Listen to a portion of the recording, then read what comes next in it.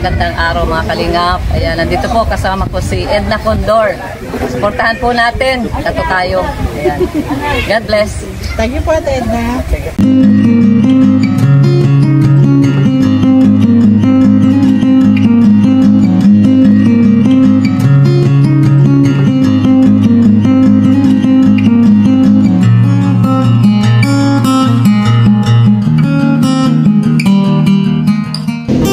Good morning mga kanaynays, mga kalinga partners.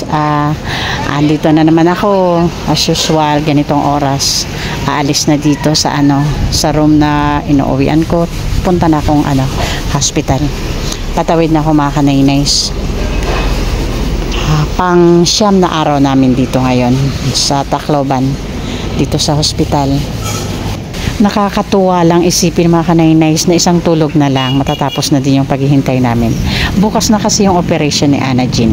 October 10 ngayon, tapos 11 bukas kasi 11 yung schedule ni Ana Jean. So ngayong araw na to is preparation po namin para sa dugo ni Ana Jean. Para i-prepare po yung follow up po doon sa blood bank para sa dugo ni Ana Jean. So, puro ngayon, pahinga at preparation para bukas kahit walang tulugan. Pagkatapos, paglabas sa operating room ni Ana Jean, okay kami. Kami ni Nana Gina. Samahan nyo kami mga kanaynays.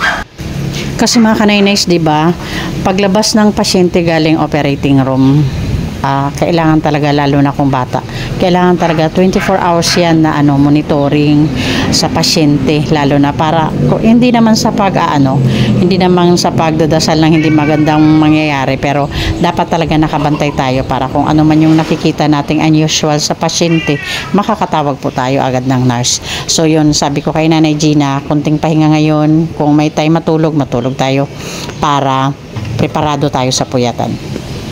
Okay mga kanaynays, off cam na muna ako kasi malapit na ako sa nursing station. Dadaan ako dyan bago kwarto ni Ana Jean.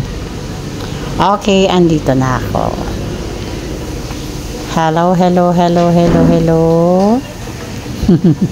Ayan si Ana Jean mga kanaynays. I saw your panty.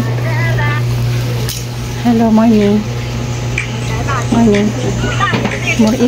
Ito man ikaw. Nag-breakfast na kamo, Ana Gina. Sige, pwede ka na siguro mag-prepare para sa laboratory. Sa laboratory sa blood bank. Pupunta siya ngayon mga kanaynays, si Gina sa blood bank. Yun na lang yung namin ngayon para sa dugo. Ma-prepare yung dugo ni Ana Jean para bukas. Kasi kagabi pumunta dito si Doc. Sure na daw yung schedule namin bukas.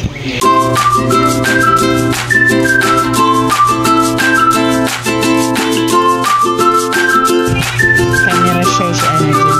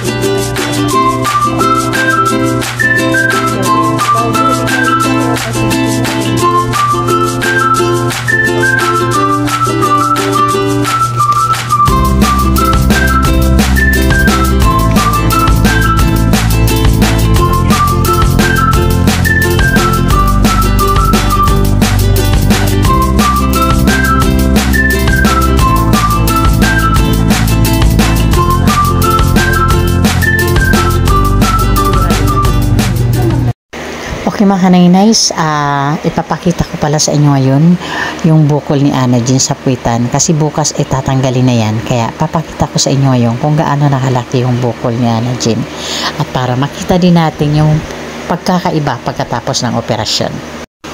Okay mga kanaynays, ayan po ganyan na po siya kalaki. At yung nakikita nyo sa gitna mga kanaynays na parang may sugat, yun po yung sugat nung kunan siya ng sample para sa biopsy. Ayan po. At tulad ng sabi ko mga kanaynays, isang tulog na lang. Tapos na din yung paghihintay ni Ana Jean na matanggal na yung bukol na yan sa kanyang puwitan. Bye-bye, Ana Jean. Bye-bye, Nanay Gina. Oh, hala, pag mulay pa, antes ka mag-sleep ha.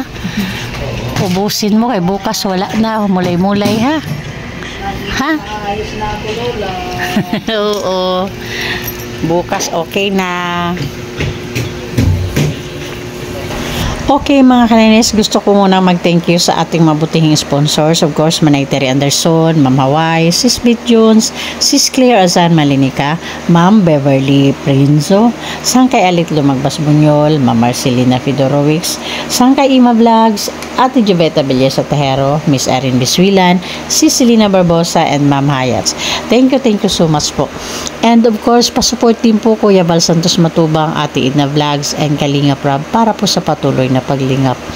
At palambing na din po pasupport ng The Great Team Moreno, headed by Amba Joey the Great. Ang inyong lingkod po, Kanaynays Edna Condor, Yansky TV, Nelson Vlog, Limix TV, and Biyaheng Gang. Thank you so much po sa walang sawang support.